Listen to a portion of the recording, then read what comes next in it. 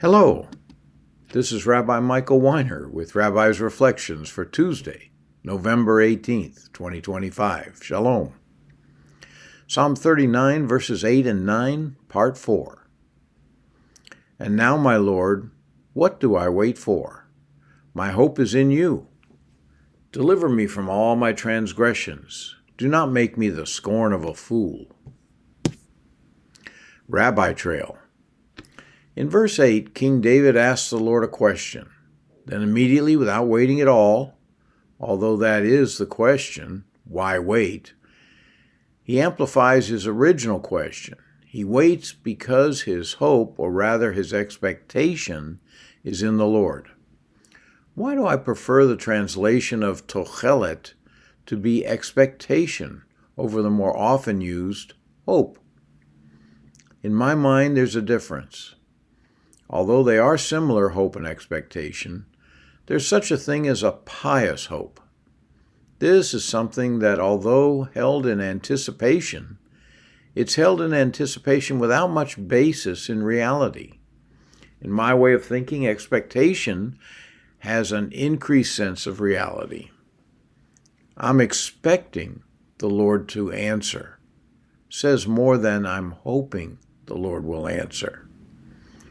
This may seem semantical, but being semantical doesn't render it meaningless. I didn't start this out as a rabbi trail, but after I wrote it, it seemed like such a rant that it must be labeled as a rabbi trail. Therefore, let's end the rabbi trail.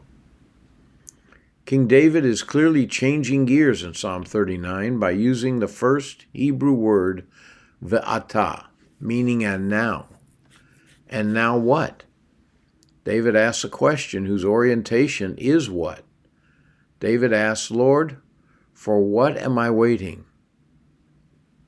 And immediately, instead of answering the what question, he answers with the why question.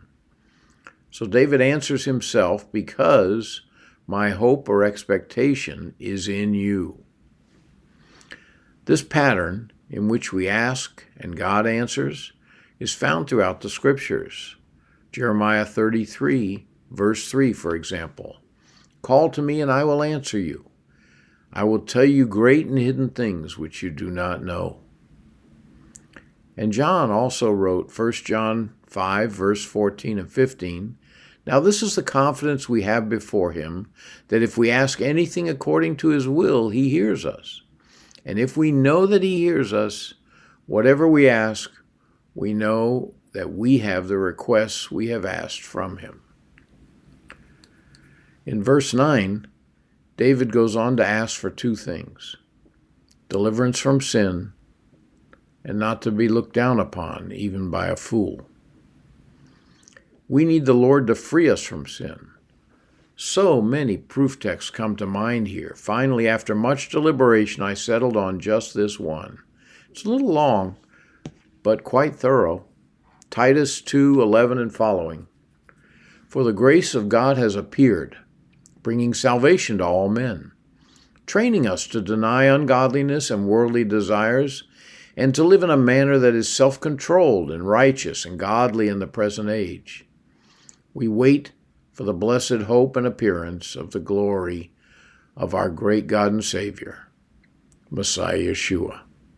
He gave himself for us so that he might redeem us from every lawless deed, and so that he might purify for himself a chosen people, zealous for good deeds.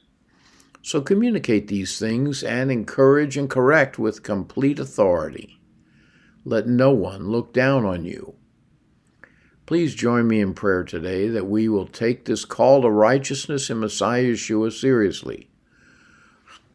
O God in heaven, redeem us from every lawless deed, and in us purify for yourself a chosen people, zealous for good deeds.